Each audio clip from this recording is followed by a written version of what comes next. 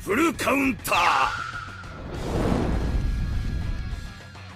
Alright boys, welcome back to the Grand Cross video. So if you've been living the rock right now, the final 2 episodes of Stranger Things Season 4 has just aired, and oh my god, is it peak. Literally, I did not care about this collaboration. I did like Stranger Things when it came out, but now that we've seen the final season, the last season that we've just seen right now, I really want a Season 2 now, especially because we're going to go over what character we could get, and also to buff the characters, because good lord, are these characters bad. But of course, this is the final part now. We're going over what collabs you could see that get a part 2. We've already done, you know, at AOT and also ReZero. So if you've watched those videos already, I've already done on my channel. We went over what we could see. So boys, let's just jump in and go over what 2 characters we could see, what buffs fire, and also buffs towards the characters, because good lord, they do need them. Alright, so on the screen now is the wallpaper. Remember, some things normally change, but this one probably won't change with the exception of the new boss that I'll go through later on. But because there's already 8 characters here, it's, yeah, we're not going to change, because the 4 characters that we do see on screen, so Max, Dustin, Lucas, and Steve, are likely going to be one of the characters, or 2 of the characters that we are going to get. And going off the assumption with the last collaborations, it's very likely we're only going to get 2 characters rather than all 4. However, I will say, considering that he did include these 4 already in the wallpaper, and obviously the fact that they were in the story chapters with actual cutscenes, it's possible we get a part 2 with all 4 of these characters. But going on the fact that we only got 2 last time with obviously Slime and obviously King of Fighters, I'm gonna go out and say we're only gonna get 2 characters here. So who would he be? I mean, I'm sure you know already because you saw the thumbnail, but I will say the first one is probably gonna be Steve. This guy's a fan favorite. Also, apologies, or not even apologies, but because this is live action, it was actually kind of hard to get actual cartoon images here to where I can actually make the artwork look like something like our Grand Cross here. So I did actually use artwork from the actual Stranger Things mobile game, which kind of works. So yes, this is Steve, and this guy's a fan favorite. Literally, people wanted him in part 1. Even in the promotion art for the actual final season, or the last season that we just got, was saying protect Steve. Literally, this guy's a fan favorite. Probably my favorite character. If I had to choose, I would have probably chosen Eddie or obviously Alexi, but those are such niche characters. I don't think we're going to get them too, but I do think Steve will be one of the characters that we're going to get, and I cannot wait. This guy's such a fan favorite. I mean, I'm sure you're watching right now, you probably want to have him in game as well. But I think the thing is though, because he's got a baseball bat, it's going to be a bit weird to see him have an AoE attack. I guess he could work if he does a massive swing, but I don't know, man. But I am looking forward to having him come to the game, because I think he's almost guaranteed at this point. And for the final character, it's going to be quite hard to pick, because literally there are 3 other characters. Well, there's Max, Dustin, and Lucas. And I think if we're going to get one, it would be between, obviously, Lucas and Dustin, because those are 2 main characters. I know Max is a main character, but she comes later on in Season 2, where in Season 1, it was obviously just Lucas and Dustin.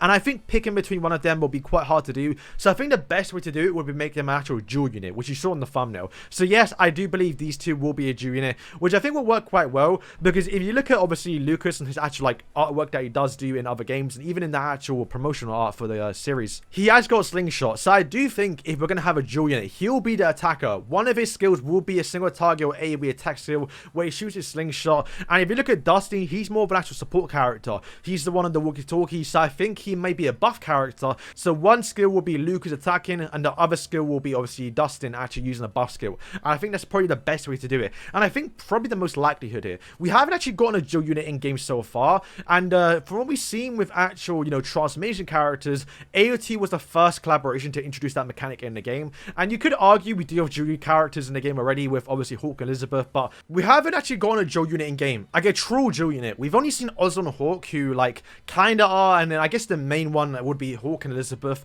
But if you watch Hawk and Elizabeth's actual animations, Elizabeth never actually attacks. It's basically just Hawk, but Elizabeth is there. So I think if we do get a dual unit where Dustin does one skill and also Lucas is one skill, I think that'll be a perfect way to introduce the mechanic in game, because I do believe in the future we will see actual dual units. Like, you know, the main one I would say is probably Zeldris and Mediolis from the actual movie, and we could see other ones like Eskin or Merlin, where one character is one skill and the other character is another skill. And I think that would be a good way to introduce it through a collaboration, because as we saw with Eren was the first actual transformation character, to where when he came out we did get the second transformation character being obviously Camilla, and then they realized transformation characters are terrible, so they didn't do them again.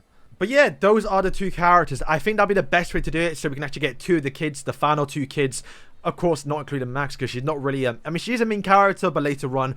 And then Steve, being a fan favorite, he's kind of a given here. But I'd say the most likelihood is either this, or they're just going to do Dustin and Lucas, because those are 2 main kids. But I hope they do Steve. And then for the actual second boss that we could get towards the second part of the collaboration, mild spoiler warning here. I'm just going to show the actual villain from the actual last season. So if you haven't seen the trailer for the last season or anything towards it, then maybe skip this part, but it's not that much of a spoiler. But the person I'm talking about, I'm sure you know by now if you watched the last season, it's going to be Vecna. This will be the first actual villain that we have in Stranger Things. Because, well, basically, if you watch the Mind Flayer, in the actual story mode, you was fighting the Mind Flayer, but Will was possessed by him, I think even Veronica, and it was a bit weird in the boss fight to basically be hitting a wall. It made no sense. So Vecna being an actual humanoid character would be a perfect boss fight that we could see in game. Also, remember, they're trying to bring in fans from the series, and the fact that we did get the last season, it'll be a perfect way to kind of make a collaboration based off the last season. It'll be perfect. Now, of course, with this collaboration will come some buffs here. Now, remember, we got King of Fighters, which came out before Stranger Things, and the King of Fighters characters didn't get any buffs. The only reason why the actual slime characters did get a buff because those were terrible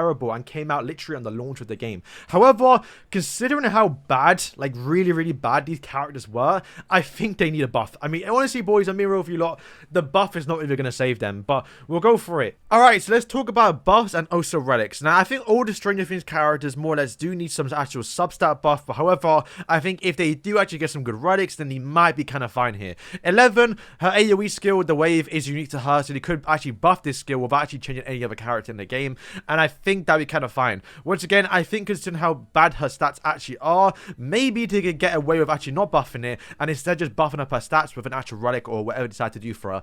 If I've been honest with you lot, her ultimate, not really too great. It actually, fun fact, used to be an AoE ultimate, but in a trailer that we did see, it was AoE, but he decided to nerf it, or buff it, you could say. But if I'm being real, considering mine is 6-6, I think they should give it a 6-6 ability. It just doesn't do too much and doesn't really kill either. So if she did get something to make it so it does something more, then that'd be nice too, right?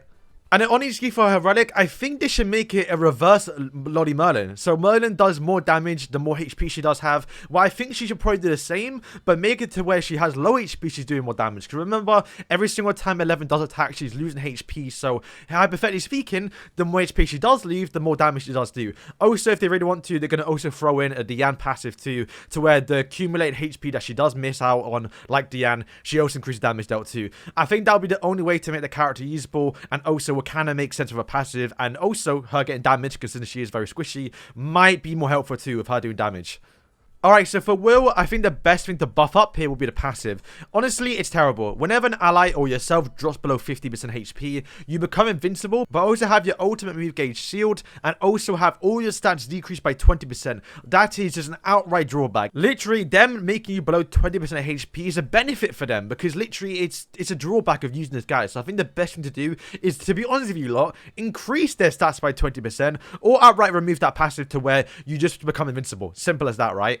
And then for a relic, honestly, I'm not too sure. I'd think the best thing would be more or less, I think crit chance. I think that'd be the best thing, right? Because to be fair, Will uses AoE flood damage, which is the only character in the game that does have this skill. It's quite decent if you somehow get like 5 turns of max gopher stacks and also like a tier 3 Margaret and a tier 3 card with max HP. This could be quite a good skill. But because the character is so bad, the skill doesn't do too much. So once again, more or less, I would say buffing up attacks, or even when you're debuffed, you get some sort of buff. I'm not too sure. And his ultimate, to be fair, is quite good. AoE 7, you can't really go wrong with it, but you do have to crit. So once again, that's kind of the problem. His crit chance isn't the highest at 59%. So if I'm being honest with you lot, give this guy like 200% crit chance. That's simple as that.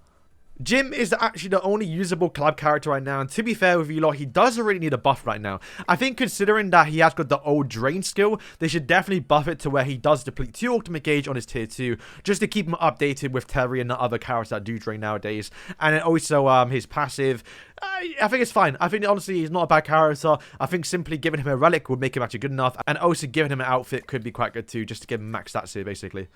Honestly, I think the best way to make his actual relic here would to make it so you actually lifesteal more when you attack characters with direct, or make it so you have like weak point applied to direct hit characters, if that makes sense. So if you're attacking with Rimuru, you're also applying pierce and also weak point. Might be a bit too OP, but remember, you're sacrificing your team by bringing Jim when you could bring someone like, you know, Festival Diane, or even, you know, Traitor Meliodas. So I think that'd be a good way to substitute him a little bit. So, yeah, that is Jim. Mike, honestly, not the greatest character, to be fair, really, really bad, but I think a good way to buff him would firstly to make it so he does imply infect on a tier 1. Don't know why you have to get to a tier 2. We have characters like, obviously, Festival Merlin, and also, it was a rumor right now, that do infect AoE on a tier 1. So, firstly, make it so this first skill does do infect, which, to be fair, would be quite good, because you can apply it onto, like, someone like Diane, for example, which will stop the Tamio Grace.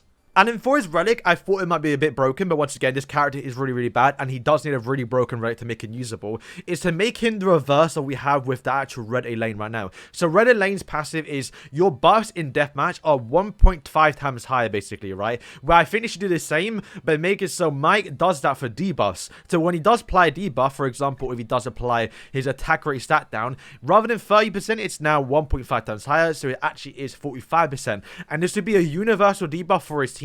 Which means if you do bring some more debuff characters that do actually apply a debuff here, like Arthur, that does lower the defense rate stats by 20%, you're now getting 1.5 times higher, so now 30%. That would be a good way to make it more usable. Although it won't be the best character, I think you could get a little bit creative by doing a massive debuff stacks to make it so like they have like no damage, and just to make it insane. It will actually be really, really good and make the character more usable, because like I did say, boys, none of these characters are really usable. So they do need to have really, really good relics to make them actually viable in the meta. Even with a game-breaking relic, they still might not even be good. So boys, that is all. Let me know if you're excited for part 2. Obviously, like I did say, I'm looking forward to it. I can't wait to get Steve in game if they are going to do him. I hope they do. They should, man. But regardless, if they get, as long as we get Dustin's probably my favorite kid character. So man, I can't wait. Stranger Things Season 3 or Season 4 has been so good, man.